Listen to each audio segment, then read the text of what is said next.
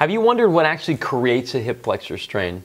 Well, I'm going to go over that today. This is a more technical video, but it's very important to understand that we have one side of the hip flexor, the other side of the hip flexor, and both of them cannot move at the same time if the other one's going to pull hard.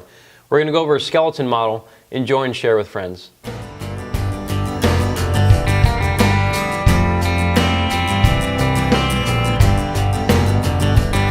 Now, looking at hip conditions, we really have to address the entire cavity here: the core, the back side, the front, the sides, the front side, the diaphragm, the pelvic floor, which all control keeping these things together. Let's just say, this is easy for a lot of people to understand. If I bring this up and if I contract this, say this is the rectus abdominis, it'll raise this portion, which will then affect these, which then affect muscles coming off of this and down into the hip. So another example as well is if we have, this is like the hip flexor attaches to the lumbar spine on the sides, and I'll do it on this other side so you can see.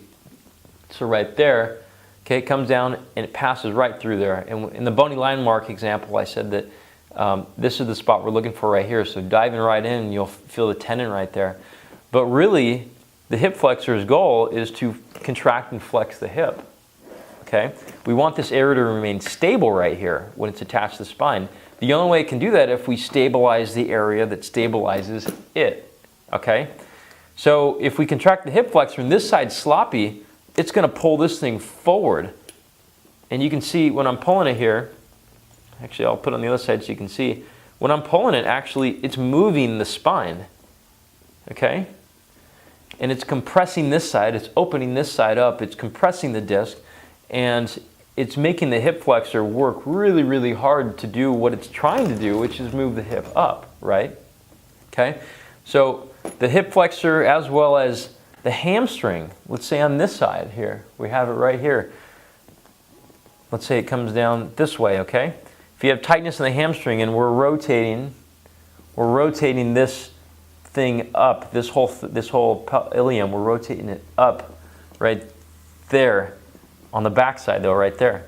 So what's happening is it's stretching this hamstring and it's making it feel tight when we really have an issue mainly with this thing dropping forward. Again, how do we address that? Well, we need to make it so we're working the things which can elevate this up, which will put this in a better position. Now, it's not only the rectus abdominis like I'm demonstrating here. Actually, that's one of the least ones of our worries. It's the ones on the side. It's the deep core.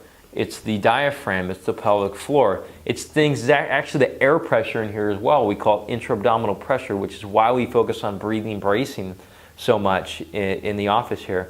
So if you have more questions on this, I have an entire section on our podcast on hip. I have hip experts, I have hip rehab. I believe it's in the high 20s, but there's a few industry experts which they explain it very, very well, and we're talking mainly about this part. So if you have any questions, feel free to contact me on p2sportscare.com. Again, the podcast is p2sportscare.com/podcast. I'll put some links below in this video. Talk to you guys soon.